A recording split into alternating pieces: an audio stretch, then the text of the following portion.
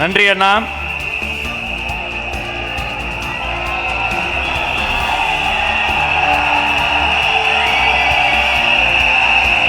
காவிய தமிழை கம்பர் தந்தார், கவிதை தமிழை இளங்கோ தந்தார், வாழ்வியல் தமிழை வள்ளுவர் தந்தார். அதில் இருந்து பிறப்புக்கும் எல்லா உயிர்க்கும் தான் உங்கள் வழிகாட்டி வாசகம் என இந்த தமிழ்நாட்டிற்கு வெற்றி தலைவர் ஒருவர் தான் சொல்லி தந்தார். அண்ணன் சொன்னது போல விசில்ஸ் வந்துருச்சுன்னு ஓடி போய் பொதுச் செயலாளர்கிட்ட முதல்ல நான் தான் சொன்னேன். எழுந்து இருவரும் வெளியே வருவதற்குள் அடுத்த படம் வந்தது. இன்னும் தொட்டுவிடும் தூரத்தில் வெற்றி வருகிறது. அதை வாங்கி தரப்போகிற வெற்றி தலைவர் வருகிறார். வருங்காலம் வருகிறது. தமிழ்நாடு வருகிறது. நாளைய தீர்ப்பு வருகிறது. இதோ வெற்றி தலைவரின் தலைமையை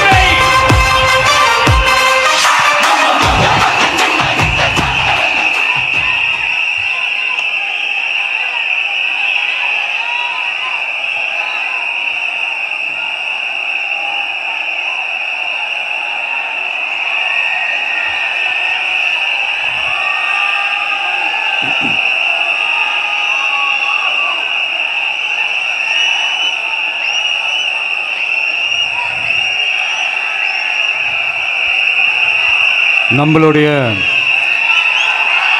இந்த அரசியல் பயணத்தில் மிக மிக மிக முக்கியமான ஒரு காலகட்டத்தில் நாம் இருக்கிறோம். நான் ஏன் இதை இவ்வளோ அழுத்தமாக சொல்கிறேன் அப்படின்னா,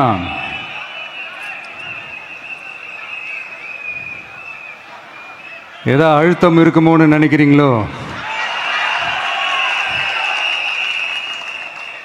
அழுத்தமா நமக்கா?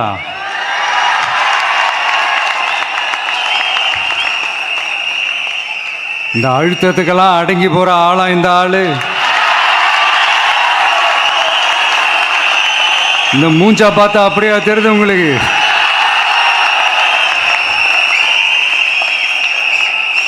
அதனால் அப்படியெல்லாம் நடக்காது. அதுவும் முக்கியமாக நம்மக்கிட்ட அதெல்லாம் நடக்கவே நடக்காது. ஆனால் அழுத்தம் இருக்குதான்னு கேட்டிங்கன்னா இருக்குது. அது நான் இல்லைன்னு சொல்ல வரல. நமக்கு இல்லை, மக்களுக்கு. தமிழ்நாட்டை இதுக்கு முன்னாடி ஆண்டவங்களும் சரி பாஜகவுக்கு அடிமையாக தான் இருந்திருக்கிறாங்க. ஸோ அவங்கள நம்பியும் ஒரு பிரயோஜனமும் இல்லை. இப்போ ஆண்டுகிட்டு இருக்கிற இந்த திமுக அரசாச்சும் நமக்கு ஏதாவது செய்வாங்கன்னு பார்த்தா இவங்களும் அவங்கள மாதிரியே தான். இன்னும் சொல்ல போனால் ஒரு படி மேலே, இன்னும் மோசம். அவங்களாச்சும் நேரடியாக சரண்டர் ஆகி இருப்பாங்க, இவங்க மறைமுகமாக சரண்டர் ஆகி இருக்கிறாங்க. அவ்வளோதான் வித்தியாசம். அதனால நீங்கள் பார்த்தீங்கன்னா அவங்களோட அந்த வேஷம் கலைஞ்சிடக்கூடாதுன்றதுக்காக இந்த கலராக கவர்ச்சிகரமான இந்த அறிவிப்புகள்லாம் வெளியிடுறாங்க. நோட்டீஸ் பண்ணியிருப்பீங்கன்னு நினைக்கிறேன்.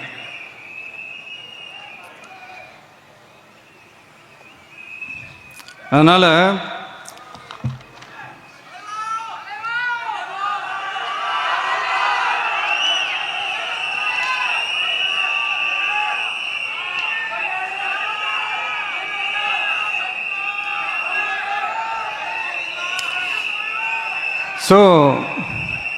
இவங்க எல்லாரும் இப்படியே இருக்கிறாங்களே, நமக்காக உண்மையாக உழைக்கிறதுக்கு யாராச்சும் வந்துட மாட்டாங்களா அப்படின்னு மக்கள் ஒரு விதமான அதை வெளியில் சொல்ல முடியாத ஒரு அழுத்தத்தில் இருக்கிற நேரம் இது. மாற்றி மாற்றி ஓட்டு போட்டு ஏமாந்து அவங்க இப்போ நம்மளை நம்புகிறாங்க. நம்மளுடைய இந்த தமிழக வெற்றி கழகத்தை இந்த விஜய் கூட நிற்பான்னு நம்புகிறாங்க.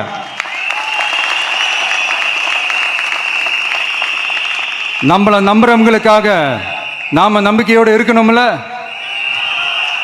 அப்படின்னா இது முக்கியமான மிக மிக மிக முக்கியமான ஒரு காலகட்டம் தானே.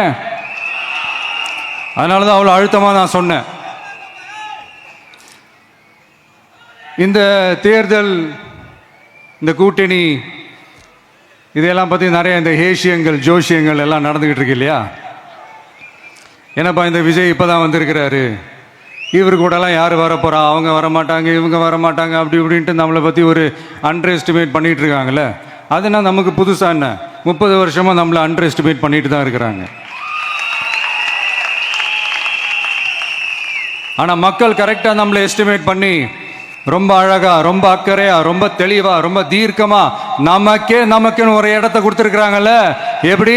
என் கேரியரின் உச்சமான ஒரு இடத்த கொடுத்துருக்குறாங்கல்ல. அதை இந்த நாடே பார்த்துக்கிட்டு இருக்குல்ல. ஏன் அப்படி எனக்கு அந்த இடத்த கொடுக்கணும்? ஏன்னா இந்த விஜய் நம்ம பிள்ளையாச்சே, நம்ம அண்ணனாச்சே, நம்ம தம்பியாச்சேன்னு சொல்லி அவங்க மனசுல அப்படி தோணுது. அதனாலதான் நமக்கு அப்படி ஒரு இடத்த கொடுத்து உள்ளன்போடு அள்ளி நம்மளை அரவணைச்சிக்கிட்டு இருக்கிறாங்க. அப்படி நம்மளை நம்புறவங்களுக்காக நாம உழைக்கிறதே அது ஒரு பழக்கமாகி இப்ப அதுவே என்னுடைய ஒரு ஒரிஜினல் கேரக்டராகவே மாறிடுச்சு. இத்தனை வருஷமா இருக்கிற அந்த உழைக்கிற குணம் அது எப்படி மாறும்? அதெல்லாம் மாறவே மாறாது. அரசியலுக்கு வந்ததுக்கு அப்புறமும் சரி, ஆட்சி அதிகாரத்துக்கு வந்ததுக்கு அப்புறமும் சரி, ஒன்னே ஒன்று சொல்றேன், எழுதி வச்சுக்கோங்க. இதுக்கு முன்னாடி இருந்தவங்க மாதிரியோ இல்லை இப்போ இருக்கிறவங்க மாதிரியோ ஊழல் செய்யவே மாட்டான்.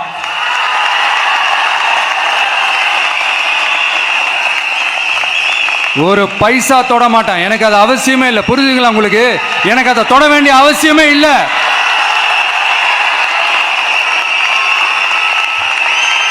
ஒரு துளி ஊழல் கரை கூட படியவே படியாது, படியவும் விட மாட்டான். நீங்க கேட்கலாம், இது என்ன சினிமாவா, இது என்ன முதல்வன் படமா, ஒரே நாள் நம்ம இவர் எல்லாத்தையும் கிளீன் பண்ணிடுவாரான்னு நீங்க கேட்கலாம். ஓகே, பிராக்டிகலா அது பாசிபிள் இல்லதான். But it is a process, right? It is a process. இப்படி எதுக்குமே ஆசைப்படாத ஒருத்தன் அரசியலுக்கு வர்றான் அப்படின்னா, அவன் கண்ணு முன்னாடி ஏதாவது ஒரு தப்பு நடக்குது அப்படின்னா, அவன் கண்ணு முன்னாடி ஏதாவது இந்த மாதிரி ஒரு ஊழல் நடக்குது அப்படின்னா, அதை பார்த்துக்கிட்டு அவன் சும்மா இருப்பான்னு நினைக்கிறீங்க?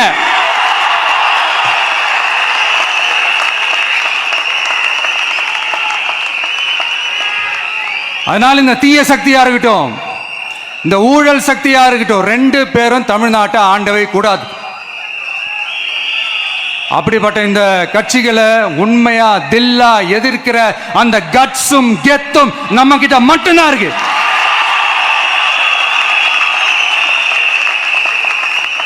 அதனால நீங்க என்ன சூழ்ச்சி நம்ம மேல பண்ணாலும், என்ன அழுத்தம் நீங்க கொடுத்தாலும், இந்த அடங்கி போறதுக்கோ, இந்த அண்டி பொழைக்கிறதுக்கோ, இல்ல இந்த அடிமையா இருக்கிறதுக்கால நாம அரசியலுக்கு வரல.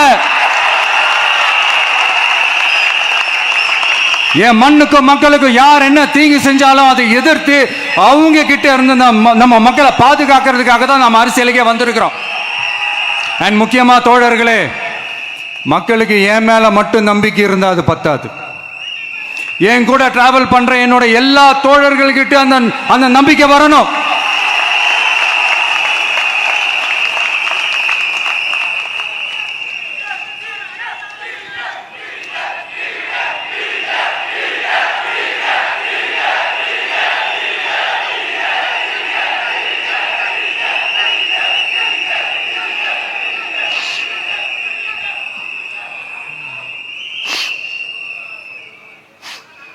அந்த நம்பிக்கை இல்லைன்னு நான் சொல்ல வரல, இருக்குது. ஆனால் அதை தொடர்ந்து இருக்கிற மாதிரி நீங்கள்லாம் நடந்துக்கிறணும். தப்பு பண்ண யாராக இருந்தாலும் தப்பிக்கவே முடியாதுன்ற அந்த ஒரு பயம் இருக்கணும். எல்லாரும் உங்களை தான் கேட்குறேன், எல்லாரும் உண்மையாக உழைப்பீங்கல்ல?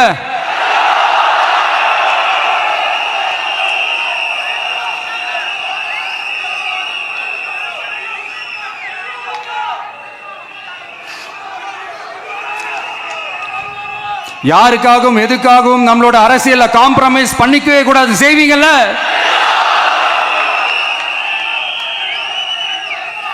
அண்ட் தயவு செஞ்சு எல்லாரும் கொஞ்சம் ஒற்றுமையா இருந்து சேர்ந்து உழைச்சி ஜெயிப்பீங்கல்ல? சரி, நமக்காக நம்ம மக்கள் கண்டிப்பா ஓட்டு போட்டு ஜெயிக்க வைப்பாங்க, அதுல எந்த மாற்று கருத்துமே கிடையாது. அப்படி ஜெயிக்கிறதுக்காக நாம் என்ன செய்ய போறோம்? மக்களிடம்னு செல்னு அறிஞர் அண்ணா அவர்கள் சொன்னதை ரொம்ப டீப்பாக சின்சியராக அடாப்ட் பண்ணுறதோட மட்டும் இல்லாமல் நம்மளோட அரசியலில் அதை செயல்படுத்தணும். அதுதான் முக்கியம்.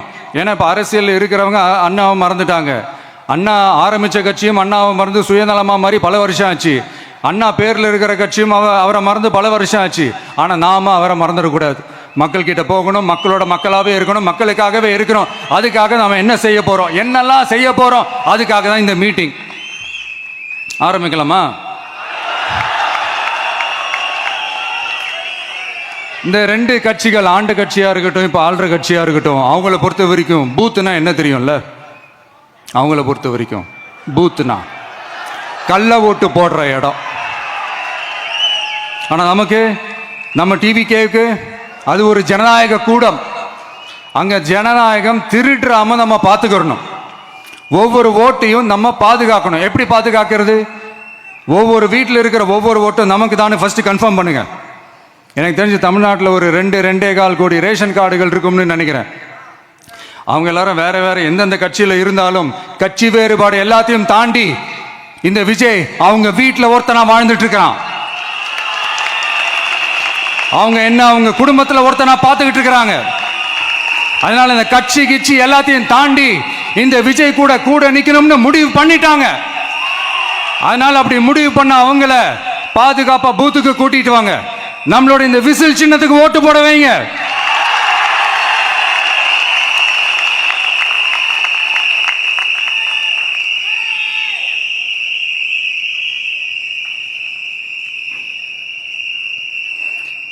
ஒன்றியம், நகரம், பேரூர் பகுதி கிளைன்னு இங்க வந்திருக்கிற நம்மள எல்லார் நிர்வாகிகளும் தான் நம்ம கட்சியினுடைய ஆணி வேர்.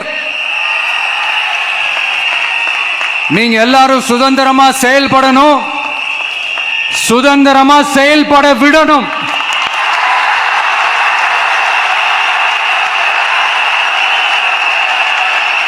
நீங்க ஒவ்வொருத்தரும் எனக்கு முக்கியம்.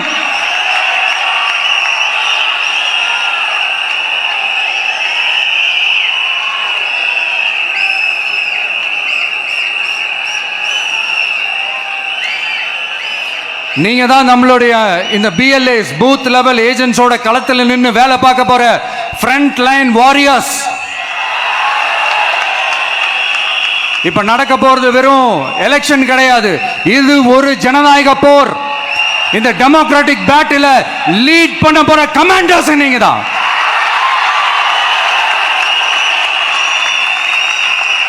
நான் ஏன் இது எவ்வளவு ஸ்ட்ரெஸ் பண்ணி சொல்றேன் அப்படின்னா, இந்த தீய சக்தி எப்படி, இந்த தீய சக்தியோட தில்லு முள்ளுலாம் உங்களுக்கே நல்லா தெரியும். முழிச்சிட்டு இருக்கும் போது முழியை தோண்டி எடுத்துட்டு போற கூட்டம். அதனால கொஞ்சம் ஜாக்கிரதையா இருக்கணும். நம்ம எலெக்ஷனுக்கு இன்னும் 3 மாசம் தான் இருக்குது, அவ்வளவு கூட இல்லைன்னு நினைக்கிறேன். இந்த 3 மாசத்துல நீங்க செய்ய போற அந்த களப்பணியில தான் நம்மளுடைய வெற்றியே இருக்குது. உங்களுக்கு இந்த விஜய் பிடிக்கும்ன்றது உண்மைனா, சத்தியம்னா, உங்களோட உழைப்பில் அதை காட்டுங்க.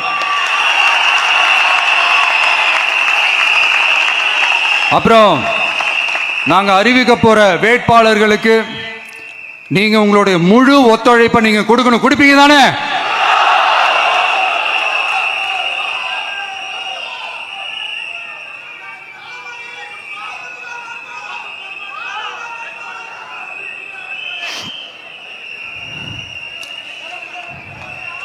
உங்க எல்லாரையும் ஒரு எனர்ஜைஸ் பண்ற மாதிரி உண்மையா நடந்த ஒரு கதை ஒன்று சொல்றேன்.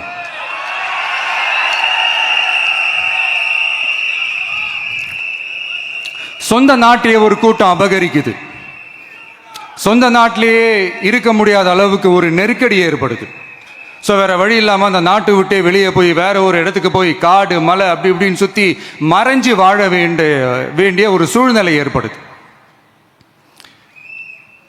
என்னடா இப்படியே ஓடிக்கிட்டு இருக்குமேன்னு சொல்லிட்டு தன்னோட நட்பு சக்திங்க கிட்ட பேசி ஒரு பெரும் படையை திரட்டிக்கிட்டு அதிரடியாக ஒரு போரை நடத்தி அந்த நாட்டையே திருப்ப மீட்டு எடுத்தது யார் தெரியுமா? நம்ம கொள்கை தலைவர்களை ஒருத்தரான ராணி வேலு நாச்சியார் அவர்கள் தான். அவங்களுக்கு அந்த நட்பு சக்தியா கூட இருந்து உழைச்சது சின்ன மருது, பெரிய மருது, சையது, கார்கின்னு சொல்லிட்டு அந்த 3 பேரும் தான். ஆங்கிலேயர் படை, ஆற்காட்டு படை மாதிரி அந்த 2 பெரும் படையை அடிச்சு துவம்சம் பண்ணிட்டு அந்த நாட்டியை திருப்பி மீட்டு எடுத்தது வேலு நாச்சியார். அன்னைக்கு இருந்த ஆங்கிலேயர் படை, ஆற்காட்டு படை மாதிரி இன்னைக்கு என்னென்ன படை இருக்குதுன்னு உங்க எல்லாருக்குமே நல்லா தெரியும். அதனால அந்த 2 படை மட்டும் இல்ல, இன்னும் எத்தனை படை வந்தாலும் எதிர்த்து நின்று ஃபேஸ் பண்றதுக்கு ஒரு நல்ல தலைமையும் இத்தனை சக்திகள் என் கூட இருக்கும் போது, இத்தனை சின்ன மருது, இத்தனை பெரிய மருது, இத்தனை சையது கார்கிகள் என் கூட இருக்கும் போது நம்ம நாட்டை நம்மளால மீட்டெடுக்க முடியாதா?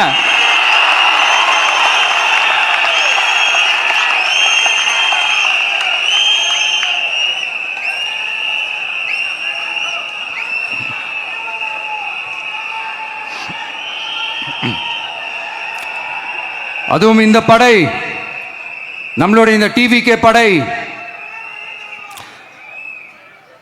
நட்பு சக்தி இருந்தாலும் இல்லைனாலும் தனியாவும் நின்று கெத்தா ஜெயிக்கிற அளவுக்கு ஒரு மிகப்பெரிய படை. அதுலயும் ரொம்ப முக்கியமா இன்னைக்கு இந்த கூட்டத்துக்கு வரலனாலும் நான் அந்த போர்ல நடந்த அந்த கதை மாதிரி கட்ஸான குயில்கள் நிறைந்த பெண்கள் படையும் நம்மளோட இருக்கிறாங்க. அந்த பெண்கள் படையை பார்த்துதான் அரசியல் அரங்கமே அதிர்ந்து போயிருக்குது. அதனால எல்லாரும் ஒரு நிமிஷம் எனக்காக எந்திரிச்சு நில்லுங்களேன் ப்ளீஸ். நான் சொல்றதை கொஞ்சம் ரிப்பீட் பண்ணுங்க. இந்த 2026 சட்டமன்ற தேர்தல்ல நாம எல்லாரும் உண்மையாக உழைப்போம், சத்தியமாக உழைப்போம், உறுதியாக உழைப்போம், ஒற்றுமையாக உழைப்போம். தேங்க்யூ. Please sit down.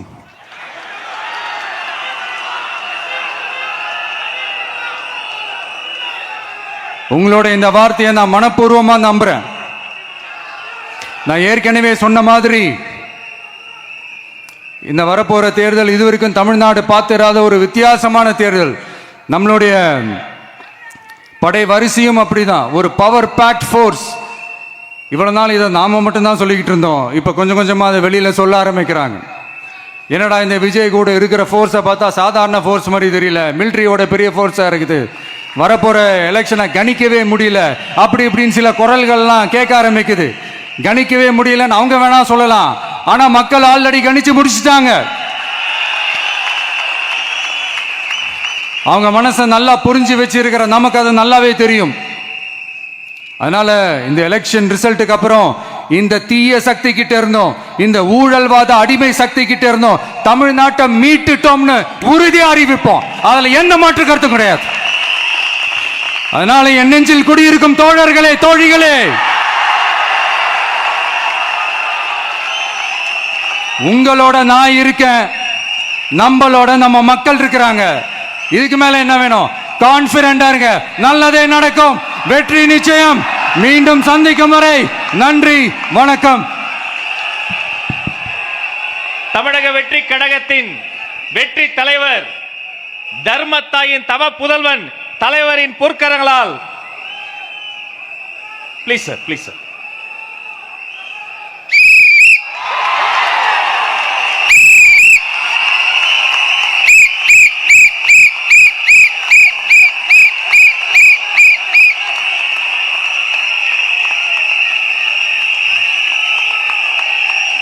நம்ம சின்னம், உங்கள் சின்னம், நம்மளுடைய வெற்றி சின்னம் விசில். கப்பு முக்கியம் பகிலே.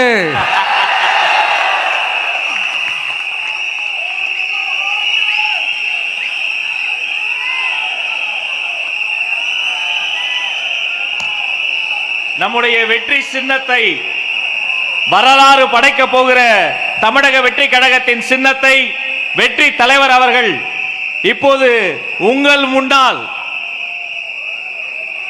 இதோ அறிமுகம் செய்கிறார்.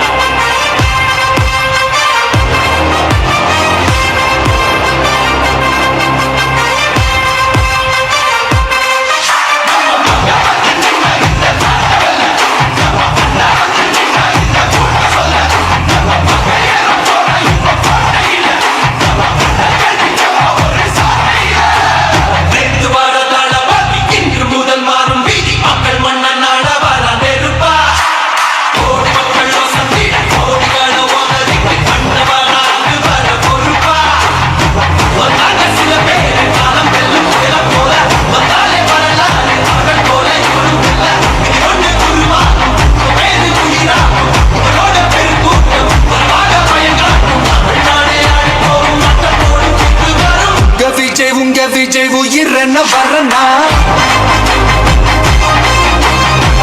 விஜய் உங்க விஜய் எளியவன் குரல்னா அதே போல சின்னத்தை மட்டுமல்ல, நம்முடைய லட்சினை, லட்சியத்தை வெல்ல போகிற லோகோ லட்சினையை வெற்றி தலைவர் இதோ அறிமுகம் செய்கிறார். வீட்டுக்கு வீடு, வீதிக்கு வீதி, ஊர் முழுக்க உலகம் முழுக்க புதிய சரித்திரம் படைக்க போகிற தமிழக வெற்றி கழகத்தினுடைய தேர்தல் பரப்புரை லட்சினை வெற்றி சின்னம் விசையோடு இதோ.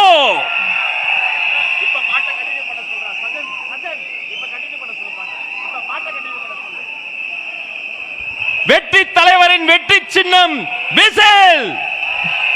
உழைக்கும் மக்களின் சின்னம் விசில். பாட்டாளிகளின் சின்னம் விசில். தாய்மார்களின் சின்னம் விசில். தமிழ்நாட்டின் சின்னம் விசில்.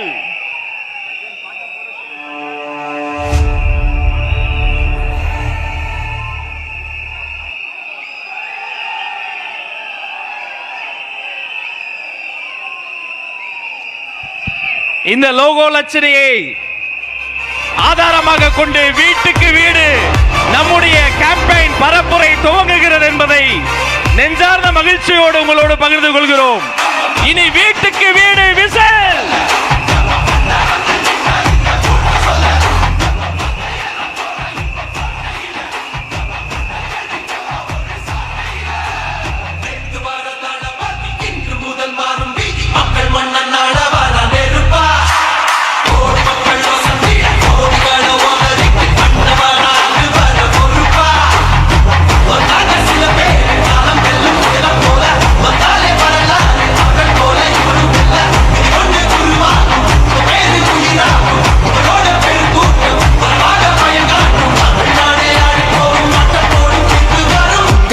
உங்க விஜய் உயிரென்ன வரனா